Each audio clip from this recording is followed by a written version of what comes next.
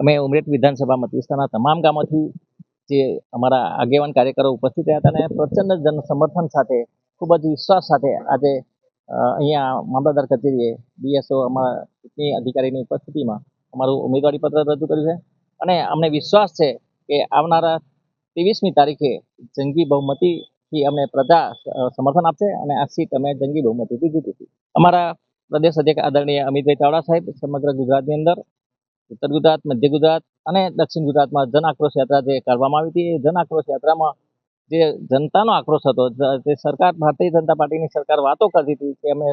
વિકાસ કરી નાખ્યો છે, પરંતુ જનતાએ જે બતાવ્યું છે કે મનરેગાના કૌભાંડ હોય, જલ સે નલના કૌભાંડ હોય, ખેડૂતોના પ્રશ્નો હોય, તમામ રીતે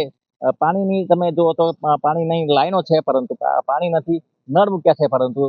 ચકલીઓ નથી. આ પરિસ્થિતિમાં સરકાર સામે પ્રચંડ એમને સામે આક્રોશ છે અને આ આક્રોશ આવનારા સમયમાં ચૂંટણીની અંદર પરિવર્તિત થશે અને આ કોંગ્રેસની સીટ અમે જંગી બહુમતીથી જીતીશું.